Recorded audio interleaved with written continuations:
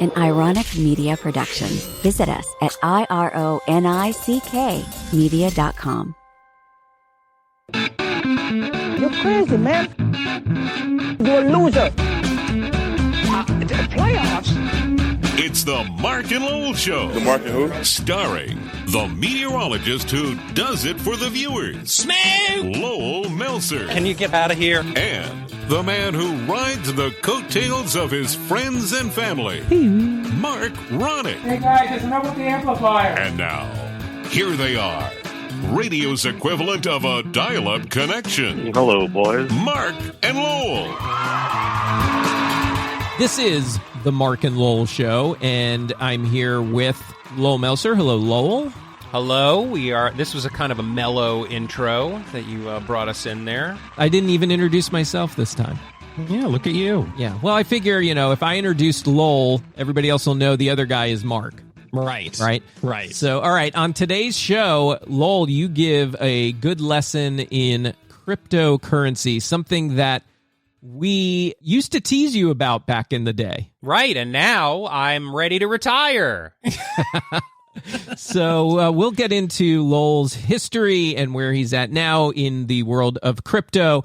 We talk a little bit about how I really want him to do a crypto podcast. Oh, yes, that's right. Well, we can do a follow-up to this in our next episodes because I was on that CNBC thing. That's right. Yes, and you'll hear about that, I audio. think. Yes, you'll hear about that as well on this episode. So maybe in a future episode coming up soon after, we will dive into your appearance on that CNBC episode. Right, and you can make fun as usual. Yes, of course. Hopefully there are lots of voice cracking Peter Brady sounds that we can play over and over again. Yes. And also on the show, stick around because Lowell's son Reid joins us as well. Might as well just dive in, shall we? Sounds good to me. Let's get to it. Resistance is futile. It's the Mark and Lowell Show. I want to ask you about crypto because you were like, if people go back to several years. 2017. Was that how long it's been since 2017? Mm-hmm. You were telling us about this stuff and that you were mining stuff back then, and we all kind of just thought you were a little crazy and we were just letting you do your thing. Right. And now here we are. It's like one of the hottest topics around is cryptocurrency. So Right. This happens. It goes in cycles. Yeah. Well, I actually have a little bit of breaking news to tell you about, but I'm not getting too excited about it because I'll believe it when I see it. But I have a good friend that I grew up with. They were the kids of like a family that my parents were friendly with. Okay. So it's not that we hung out with each other all the time, but we would go over to their house a lot. Yeah, I had some of those. Yeah, so like when you'd see each other, you'd have like the greatest time, but for some reason we never like hung out. Right. It was only like when the parents got everybody together that you'd hang out with them. Exactly. So like it was one of those things where, we wouldn't see each other for like 3 months, and then all of a sudden like they'd come over to our house or we'd go over to their house and hang out and play. Mostly we played like Commodore 64 games and stuff like that. Yeah. So one of the kids, Jason, now is the vice president of news for CNBC. Oh, cool. And he's like a big higher up. We've kept in touch a little bit, some of the inside jokes from the video games, like here and there. Yeah. So he calls me out of the blue and he's like, hey, listen, I have something I think you might be good for here. And I was like, oh, he's going to offer me a job. Right. And he's like, we're doing this special on crypto. And I'm looking for someone like you that's kind of like a hobby miner that we can do an interview with over Zoom to tell us exactly what you're doing and what's going on, this and that. And I was like, I said, yeah, for sure. So I got permission from work and it's going to be live, which is crazy, but we're supposed to do it. And who knows when this is going to air, but we'll probably have to talk about it after. But I know how these things go. You get bumped all the time, so I'm not holding my breath on it. But if it does happen, that'll give us plenty of fodder for the podcast, I'm sure. Yeah, I would love to hear that. So, and maybe a springboard for me to start the crypto podcast to make money for the Ironic Network. Yeah, well, I've been pushing Lowell to do a podcast on crypto. Like I said, he's been doing it for a long time. He was doing it before most of us knew what the hell it was.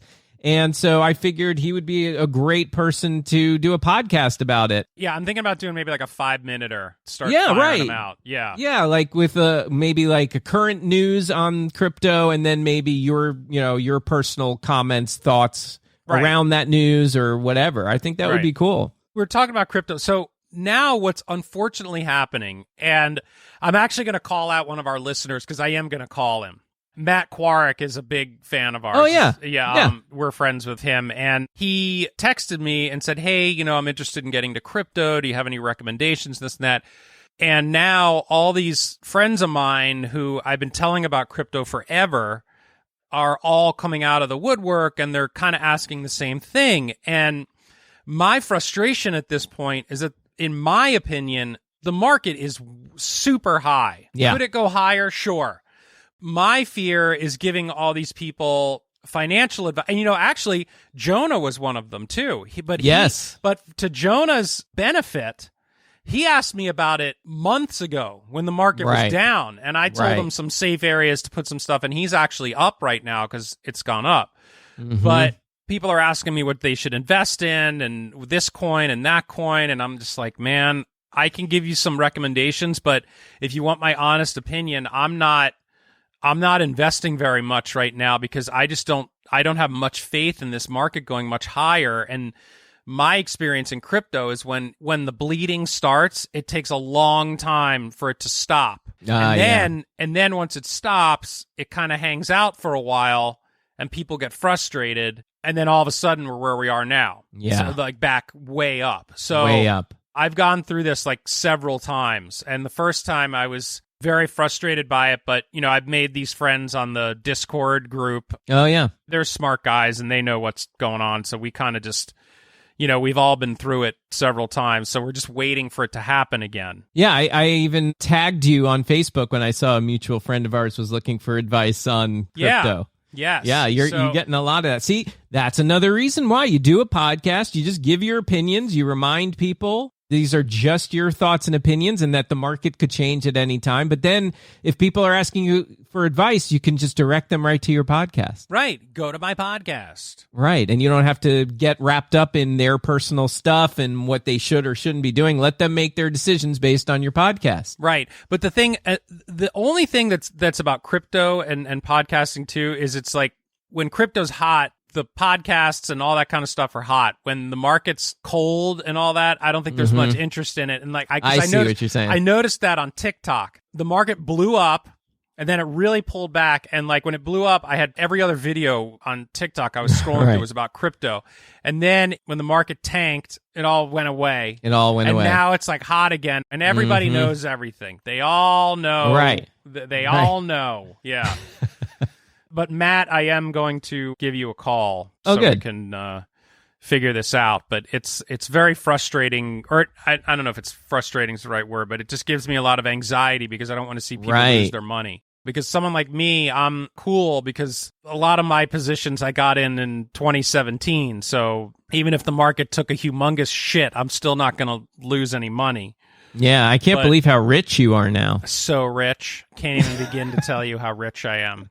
I mean, you really should be funding this whole show. I should, yeah. Well, if a couple of things hit, then maybe. But right now, I'm trying to like use it to pay for the kids' college in a way. Right, tuck it all away. Yeah, so it's already spent. So I don't have any money. Right. It's already spent. I see. We're gonna go on a vacation in the end of December, so we'll okay, spend good. a little there. Yeah. Oh, nice. Oh, look who it is. We have a special guest. Hey, it's Reid. Here, I'll put him on with you. Okay. You have any questions for Reedy? Hi, Reid. Hi. How's it going? Good. How's school? I don't like school. What? You don't like school? Yeah. Why not? What's bad about it? This is boring. And the teacher says we get 15 minutes for recess, and 30 minutes, and we only get 11. What? Yeah. What do you like, Reid? What are you into these days? What do you like to do? Football. Yeah, I like Pokemon. So are you collecting, like what are you doing? You're just collecting it all? And I've been reading online that Pokemon apparently is making a resurgence. Yes, I've seen that too. I don't Reid's- have like any good cards. I only have like 2.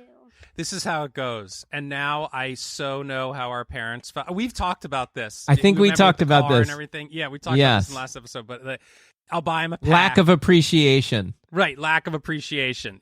Yes. I buy him a pack, and it's these packs are not cheap. And he goes through the whole pack, and there's like one good card, and I look it up on eBay, and I'm like, oh, this card's worth $8. That's a pretty good one.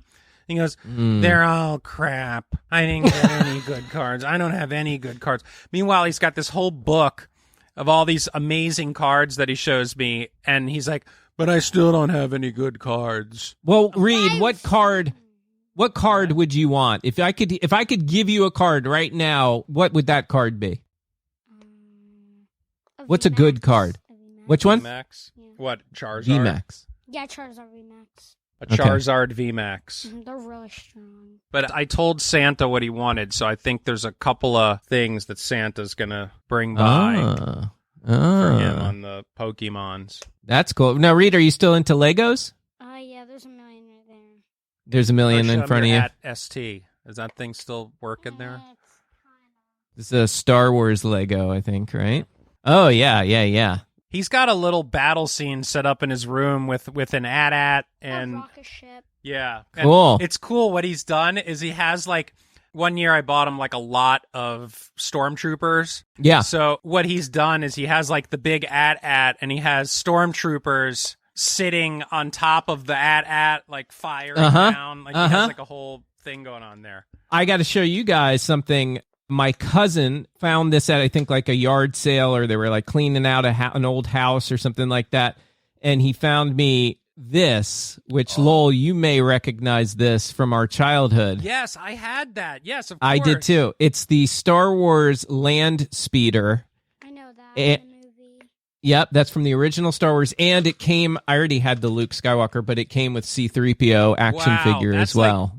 If that was still in the box, it'd be pretty valuable. Yeah, I mean, in some cases they can be valuable even out of the box these days. I think that's still pretty valuable. Yeah, but it's great. It's got a little trunk in the front Yep. here. It's like just like our childhood. Yes. It is. It's the same thing from our childhood. And Lowell, do you remember that it had the wheels at the bottom and there's like a little shift and you can like close the wheels, pop them up, Yes. or pop them out? Yeah, very cool find. I was trying to explain to Reid that when you and I were kids, that's how our Star Wars Dad, stuff remember you was. had the Lego, the snow thing that, No, I didn't have the Lego version of it, but I was telling him like, you would have gave it to me. in the Empire, in the snow scene, they had those ships that would fly around and put the rope around and tie it around the AT-ATs so they didn't fall down. They had the actual ships like what you just showed me, but it was like a ship. Hold on, I got to grab something. Yeah, I had that, and you could shoot stuff with it. Yeah. I got to grab something. I got to show Reid. Hold on. I was telling Reedy. Okay. This is a toy that I had. This is the actual toy of mine from when I was probably Reid's age. Ugh. Whoa, look at that, Reid. It's the Millennium Falcon Look at that. toy. This is a Lego of it. Yeah, look. Oh, look, and then it opens up. It opens up and you can see like inside That's awesome. the Millennium Falcon. This is for my actual toy when I was a kid. Pretty Love cool, it. right? Yeah. See, we had like real toys. Lego didn't have versions of that kind of stuff, but has a now Lego of it. like everything Star Wars is Lego. Is It's all Lego, I know. It's better Lego. Yeah. Reid, are you... Oh, look at R2. You got R2-D2 there. Reid, are you excited for Where could he be? the Obi-Wan TV show? Yeah. I don't even know what that is. What? I What's- didn't even watch the trailer. To You didn't? Obi-Wan? Darth Vader is going to be in it. He's died. Yeah, well, but this is back before he died. This takes place before he died. Oh. All right, you can go up. I'll be up in a Did minute. you rip that? It was broken already. Oh. Love you, buddy. There we go. We intended on getting an update from your kids. Reid go. has been in several episodes of Mandel 2.0. I know he's becoming quite the star. Yes, he's quite a little man now. Right. I know he's getting big. Yeah, he's gonna be 8. Sloane's gonna be 6. I can't believe it. And It's amazing. They got their first vaccine the other day, so that's good. And everything moving right along. Resistance is futile. It's the Mark and Lowell Show. Where could he be? How many times have we said that? I mean, if you include even when we were kids saying that, where could he be? I mean, I know. It's like, and then once you find it in Star Wars, you just keep rewinding it over and over again.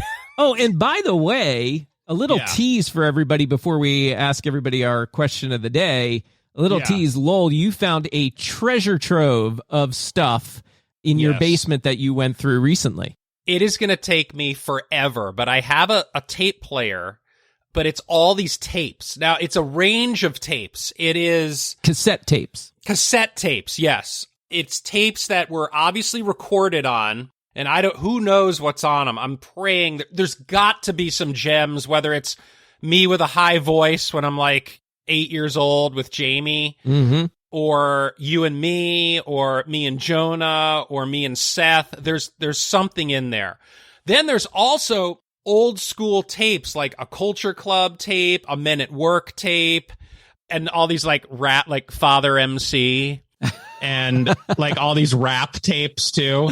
Wow. So there's a ton of stuff in there, and it's a little overwhelming because it's a humongous, it's like, a box that copy paper comes in, like the big box that has like, 8 or 10 reams of paper in it. Yep. It's a box like that is just filled to the top with audio tapes, audio cassettes. I mean, we've got to start going through those. Yes, we will. And then I also texted you. I found the little videotape in there that's possibly the original Walking Around tape without your dad's part at the end being cut off. That's enough with the amplifier. Right. If you listen to our intro, you may hear toward the end of that produced intro my dad's voice in the background yelling, "Guys, that's enough with the amplifier."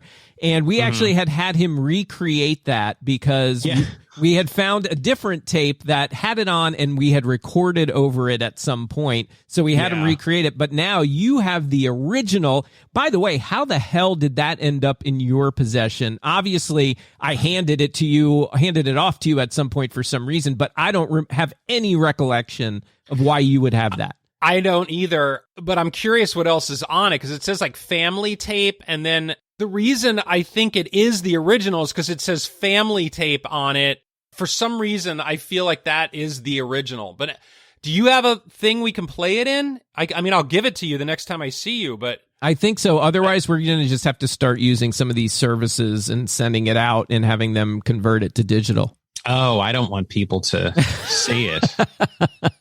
That's You're about to play good. it on your podcast. I think some people are going to hear it. Yeah, but I don't know. People could.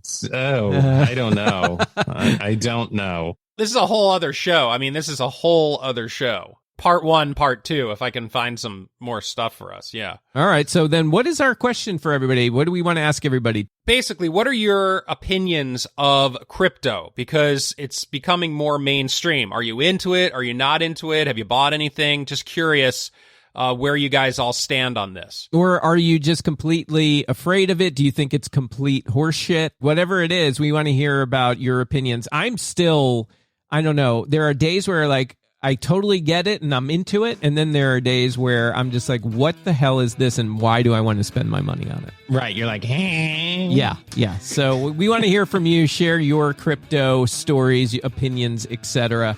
Until then, we will see you next time on The Mark and Lowell Show. Bye-bye.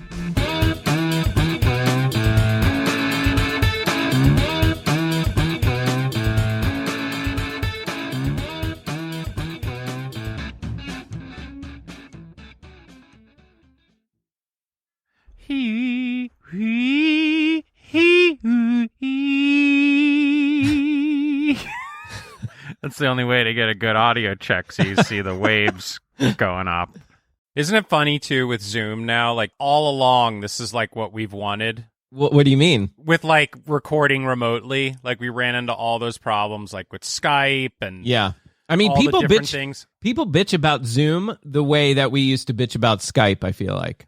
Zoom is, like, worlds ahead of the Skype, man. I feel like that, too. I feel like it's pretty damn good. pretty consistent. Yeah. Yeah, I think part of it is that sometimes people, it's like settings and they don't know how to tweak things with their Zoom. But like, man, this is worlds better than Skype.